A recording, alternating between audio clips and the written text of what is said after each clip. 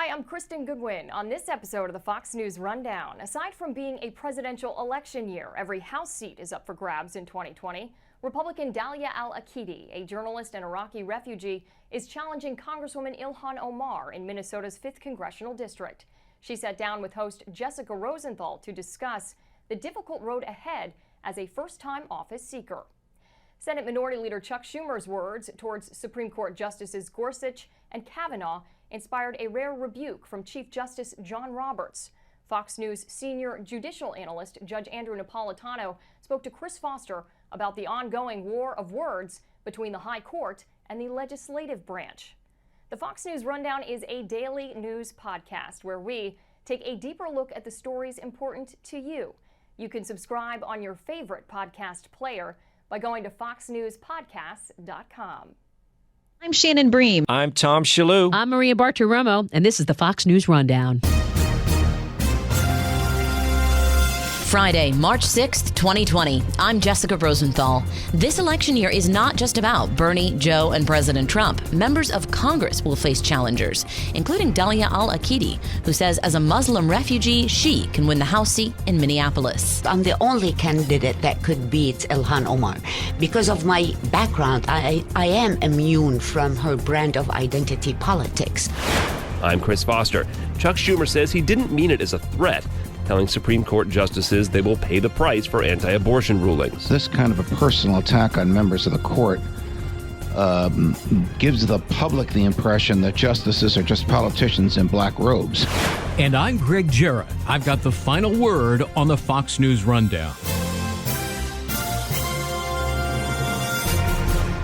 It's not all about presidential politics this year. By the time November rolls around, it will also be time for House elections as well. And some high-profile members of Congress are facing some interesting challengers. Democratic Congresswoman from Minnesota's 5th District is Ilhan Omar, elected in 2018. The Muslim Somali refugee fled her country with her family and came to the U.S. when she was 12. As of January 2019, she is one of 2 Muslim women serving in Congress. But Omar has said the promise of America did not deliver. And as Congresswoman, she spent a lot of time railing against President Trump. We are going to continue to be a nightmare to this president because his policies are a nightmare to us. Omar has been accused of making anti-Semitic remarks and of downplaying what happened on 9/11. She's also become a target of President Trump, who likes to bash Omar's so-called squad of 3 other congresswomen, including Alexandria Ocasio-Cortez. Enter Dalia Al-Aqidi, one of the many Republicans trying to unseat Omar. She recently spoke at CPAC, the Conservative Political Action Conference. And I'm using my voice today to support our president, Donald Trump. But what she thinks makes her competitive in this pretty reliably blue district is her similar background to Omar's. She is also a woman, also a Muslim, also a refugee, but in this case from Iraq. And she thinks she has a unique ability to talk to the many people of color and Somalis who live in the district. The countries that Ilhan Omar defends, like Iran, like Qatar, like Turkey, they make hostages of their people. Before she takes on Omar, though, she must first get through a pretty crowded Republican primary in August. We sat down with Dalia Al-Aqidi, a reporter herself, to find out what her plan is. Since she got elected, I was very, as a journalist, I wanted to interview her. So I asked my producers, we kept trying to reach out to her, and then we didn't hear anything from her. And I started coming and spending a lot of time in Minneapolis because I decided I'm going to talk to her constituents instead of talking to her. And so I spent a lot of time going back and forth between D.C., that's where I live, and Minneapolis, until I made the decision 6 months ago to move all the time. So it's been a while. And did you move there specifically to take her on? No, I was working on a project and I was doing a research on her and on the Muslim Brotherhood, on care and all that. So that's why I moved.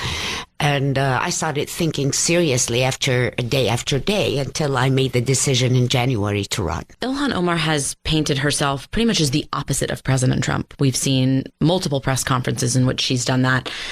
How much do you plan to tie yourself to President Trump as you run in this particular district. I'm very conservative, and my principles are conservative. But at the same time, I'm willing and I will be able to build broader coalitions, and I'm ready to represent every resident of that district, regardless of their faith, regardless of their color, regardless of their gender, and regardless of their political affiliation. And that's what the people need: being moderate to talk to others and building bridges and building coalitions. That's what makes things happen in Congress for that district. What kind of support do you have in this district? Because you are like, what's the money raising situation from people actually in that district? Or are you mostly getting support from conservatives who don't like Ilhan Omar, and those supporters are coming from outside the district?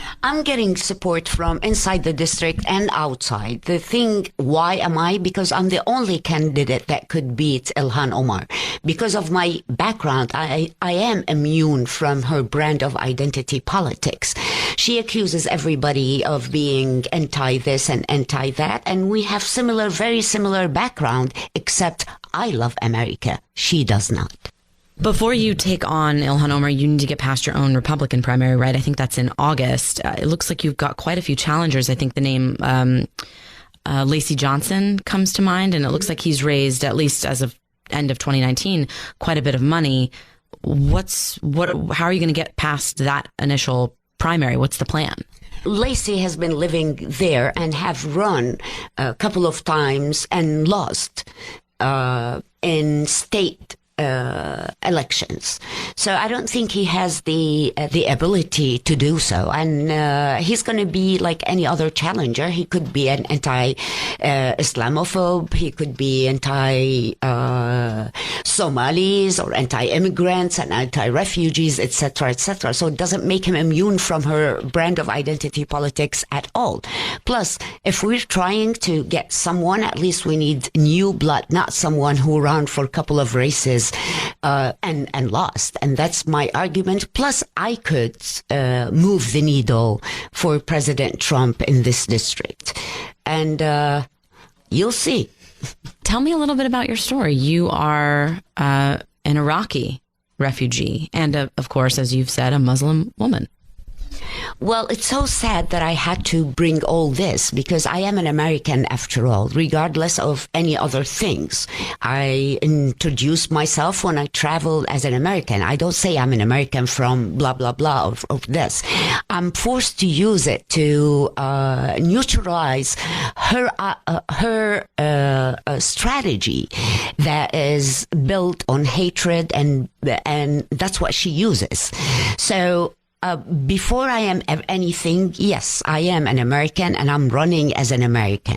It happened that I am a former refugee from Iraq, but I've been living here for 3 decades and I love this country, and that's why I'm here and that's why I will be here. But why did you leave Iraq? Tell me a little bit about your story. Well, definitely, if you live under tyranny and under oppression and you have no freedom, and especially freedom of speech, and you get executed if you make a joke or mock Saddam Hussein, you'll be dead.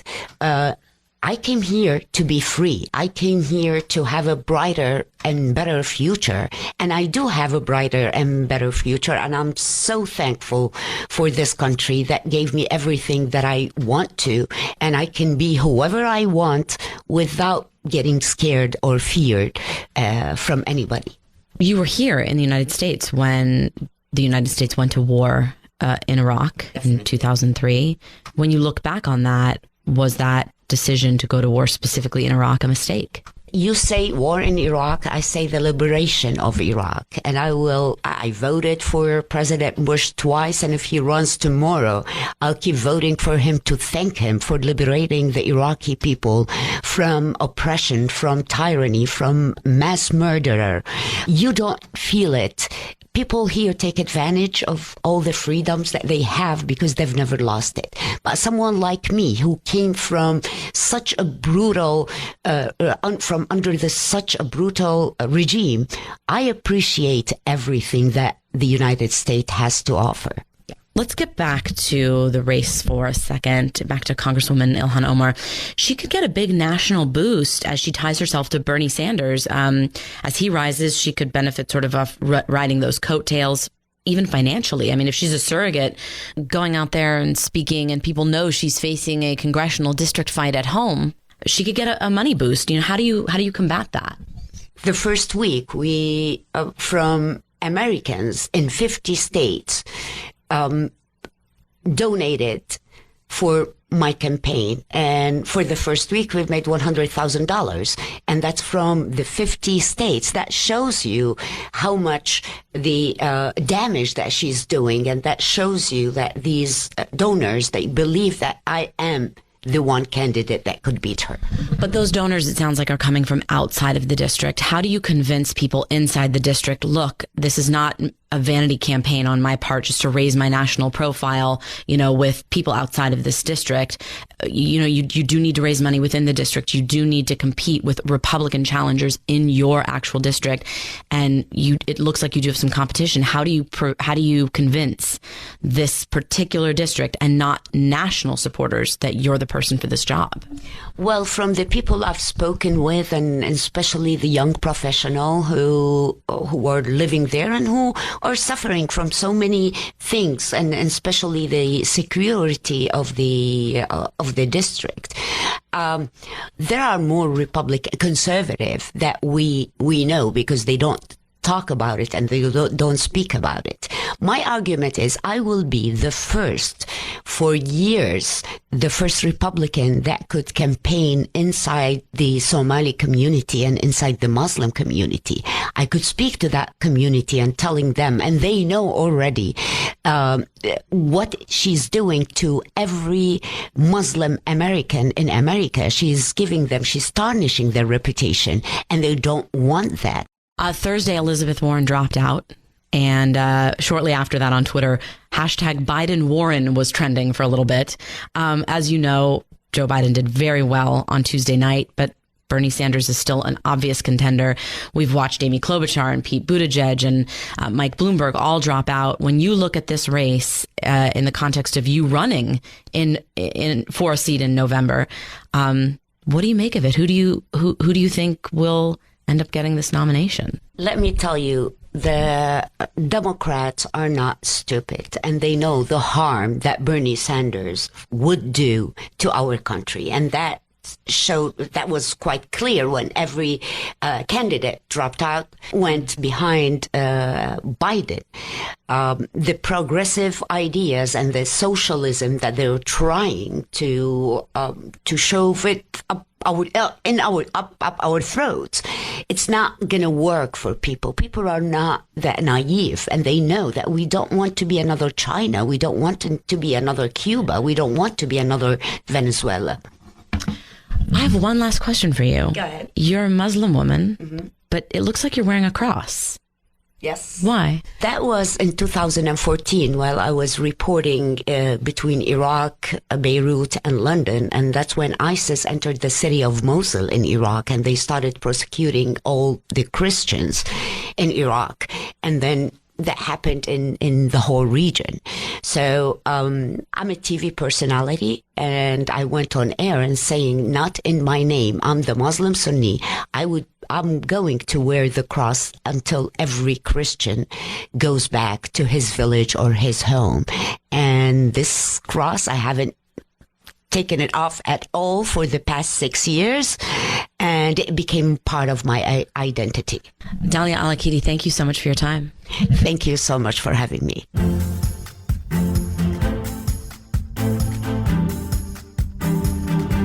This is Greg Jarrett with your Fox News commentary coming up. The top Senate Democrat Chuck Schumer isn't apologizing, but says he used the wrong words about Supreme Court justices who rule in favor of anti-abortion cases. I want to tell you, Gorsuch, I want to tell you, Kavanaugh, you have released the whirlwind, and you will pay the price. He was outside the Supreme Court at the time, and the top Senate Republican Mitch McConnell says, if any American had these words shouted at them from a sidewalk outside their office, they would hear those threats as personal. And most likely they would hear them as threatening. or inciting violence. Senator Schumer says he wasn't calling for violence. My point was that there would be political consequences for President Trump and Senate Republicans if the Supreme Court, with the newly confirmed justices, stripped away a woman's right to choose. Chief Justice John Roberts calls the choice of words inappropriate and dangerous, and there could be a censure vote expressing Senate disapproval. I think that Senator Schumer's language was repellent and dangerous, but protected speech. Judge Andrew Napolitano is our senior judicial analyst at Fox News. It was repellent because the choice of words is just so awful. You will pay for this. And it was dangerous because this kind of a personal attack on members of the court gives the public the impression that justices are just politicians in black robes. Look, the Supreme Court doesn't have an army to enforce its decisions. It bases its effectiveness in our society on its moral suasion. When the moral suasion is undermined, because the implicit in Schumer's argument is these guys made up their mind before the case got to them. When the moral suasion is undermined, it undermines the court. However, for this to be a threat, he would have to have had the present apparent ability to carry it out at the moment he uttered it, which he didn't.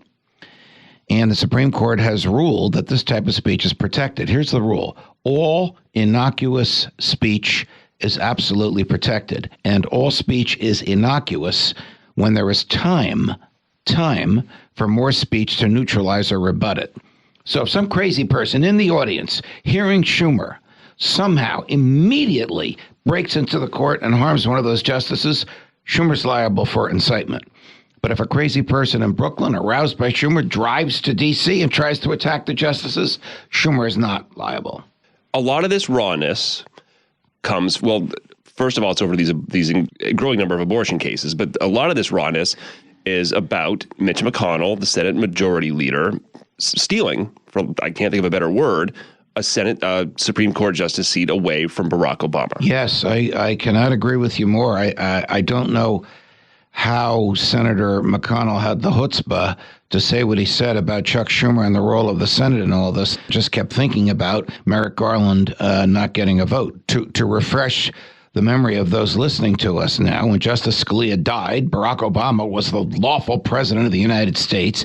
He nominated the most conservative nominee offered by a Democratic president since FDR nominated Robert Jackson, his then Attorney General, to the Supreme Court. Many traditionalists in both parties would have been ecstatic with a Justice Garland. Mitch McConnell refused to let Judge Garland's nomination even come for a vote. First time in American history this happened. This began the modern day tinkering with the court that manifested itself into the attacks on Brett Kavanaugh. Senator McConnell's stated rationale at the time was that it was an election year, that the Supreme Court seat should somehow be wrapped up in the election. Ask him if he feels that way if Justice Ginsburg, for some reason, leaves the court in the next 2 months. He said he doesn't. He said that, you know what, if something happens this year, President Trump gets to fill that seat. Yeah, so this is, there's no moral core here. It's just raw politics. President Trump and the Republican Party has really gotten their way with his election, filling a lot of these federal judicial seats with people that they want in there. Right. Do you think that the Supreme Court and lower courts are going to be seen now as more political bodies because we're so aware of where those seats came from? Yes, and it's unfortunate because, again, it undermines the moral suasion of the entire court system. The president was actually onto something, as awful as this sounds, when he said so-and-so's an Obama judge and so-and-so's a Trump judge. That's when he was rebuked by the Chief Justice. Chief Justice issued 2 rebukes in the past 3.5 years. I don't know of any rebuke in the post-World War II era by any of his predecessors. One was to the, actually 3. One was to the president for attacking a judge as a Mexican judge. Second was Obama judges versus Trump judges. And the third was to Senator Schumer. Anything that undermines the rule of law, anything that ignores the fact, and I can tell you this from personal experience, Chris, because I was not a federal judge, but a state judge in one of 3 state systems where you have life tenure. anything that ignores the fact that when judges have life tenure and cannot lose their jobs unless they're impeached for committing a felony, the intellectual freedom and intellectual honesty causes you to shed your former political ties. Mitch McConnell would say that it was past judges that were acting as activists and that these appointments are just righting the ship. That is his argument. You know, in the past, Republican presidents have attempted to appoint judges who agree with them, but they did so deferring to the senators in both parties from the states. So, for example, the Ninth Circuit, which serves the 15 westernmost states, in every Republican administration, any judge going on the Ninth Circuit could be vetoed by any senator from any state in that circuit. And the California senators would always veto people that were perceived as too conservative. Donald Trump does not acknowledge, Mitch McConnell does not acknowledge those vetoes, which has enabled him to change the Ninth Circuit, for example, substantially by packing it not only with traditionalists, originalists, but young traditionalists and originalists, people in their 30s who will sit for 30 and 40 years.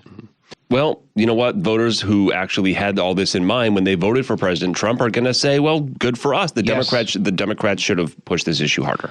Trump's argument that elections have consequences is inassailable, and the choice of who he nominates is really up to him. Senator Schumer says that he's angry Republicans are trying to take away abortion rights. He said what he said about the justices during arguments over a Louisiana abortion law. The law says that all abortion providers must be licensed MDs with admitting privileges at a nearby hospital or other medical facility.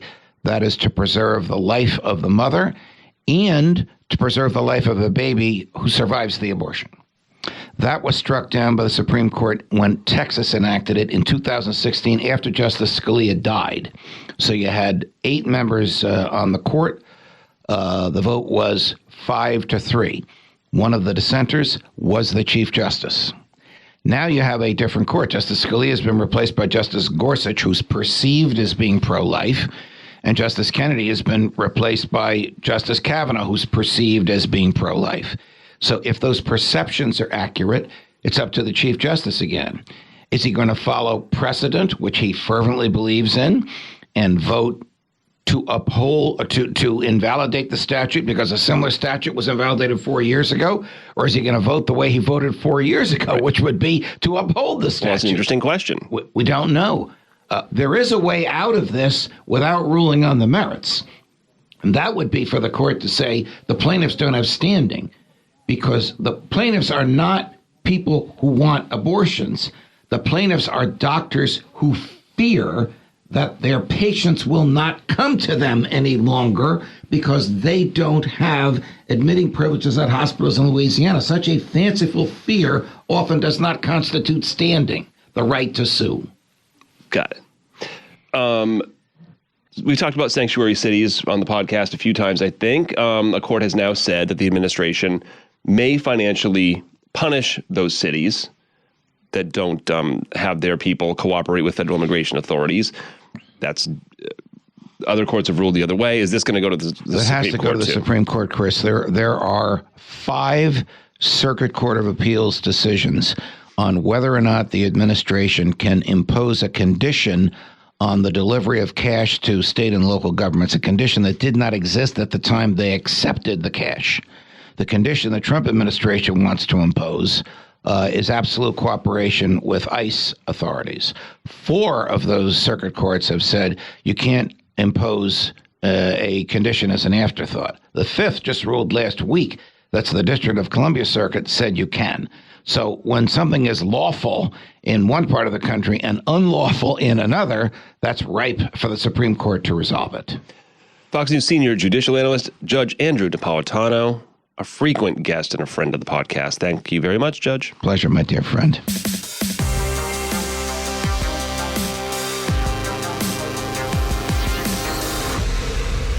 If you are enjoying the Fox News Rundown, You can listen every day by going to foxnewspodcasts.com and subscribing. There you'll also find exclusive podcasts hosted by some of your favorite Fox News personalities, including Dana Perino, Brett Baer, Martha McCallum, and Greg Gutfeld.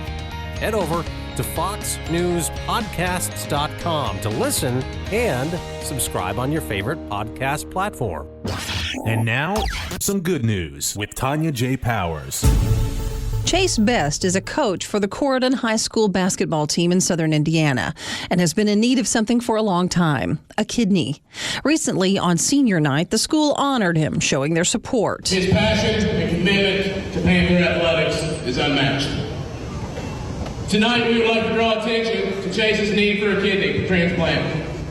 Chase was diagnosed with kidney disease at the age of 11 and has been battling that disease ever since. Recently, his conditions deteriorated and it became necessary for him to begin home dialysis 3 times a day. He is in desperate need of a kidney transplant.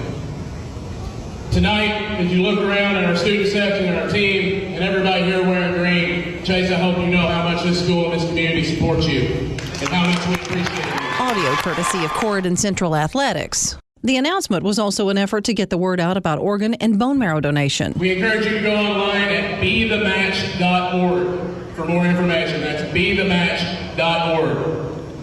This time there's someone who would like to bring out a special gift for Chase. As the crowd sat on the bleachers in the small gymnasium listening to the announcement, many of them wore green in support of Chase instead of the school colors of black and gold. Chase and his family stood at center court, and his former baseball coach came out. Chase was given a T-shirt, which he looked at in surprise. Hold that up for everybody to see, Chase. It says Kidney Buddies for Life, and what Chase is going to find out is he has a kidney buddy for life here now. His former baseball coach was a perfect match. It was life-saving news for Chase, and now his family is encouraging others to sign up to be possible donors. If you'd like more information on the website they referenced, go to bethematch.org. Tanya J. Powers, Fox News.